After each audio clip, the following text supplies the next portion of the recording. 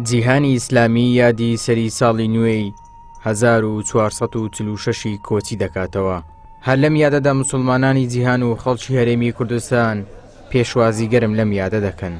ئیسلام زیاتر کێشەی لەگەڵ زوڵمە نەک لەگەڵ کوفر. هاوکات چاودێران دووپاتی دەکەنەوە. کۆچی پێغەمبەری پێشەوای مرۆڤایەتی درودی خوای لەسەر بێت چەندین پندووانەی تێدایە کە ڕازی نەبوون بەستەم و نادادی دیارترین ئەو وانانەیە.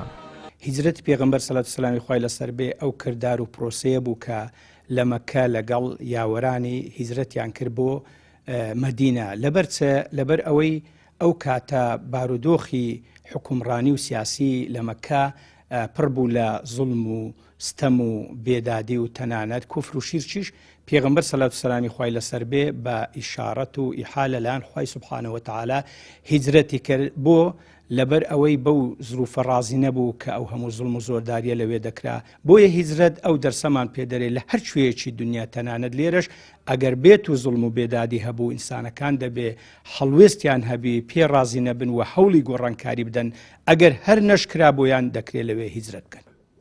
وەک چۆن هیجرەت هەڵوێز وەرگرتن و هەڵشاخان بوو بە ڕووی ستەم و نادادیدا بۆ ئێستای هەرێمی کوردستانیش لە نێو ئەم ستەم و ماپخواردنانەی خەڵکدا کە حزبەکانی دەسەڵات پیادەی دەکەن هەمان هەڵوێست و ڕازی نەبوون بە پێویست دادەندرێ بە تایبەت کە وەکو گوتراوە ماڤ نادرێت بەڵکو دەسەندرێت.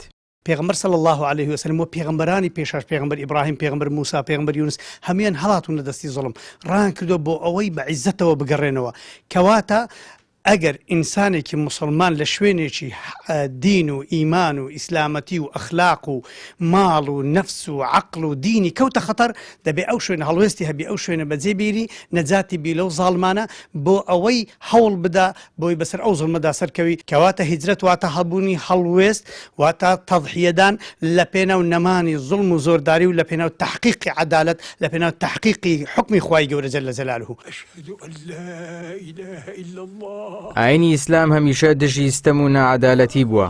هەر بۆیە کۆچی پێغەمبەری سەروەر و هاوڵانی لە مەککەوە بۆ مەدینە سەرەتای وەچەرخانێکی مەزن بوو کە بۆ هەمیشە مێژووی جیهانی گۆڕی و زەمینەی ڕەخساند تاوەکو ئیسلام وەک ئاینێکی جیهانی بە سەرانسەری دنیادا بڵاو ببێتەوە. ئیبراهیم زیاد، کەناڵی ئاسمانی پەیام، هەولێر.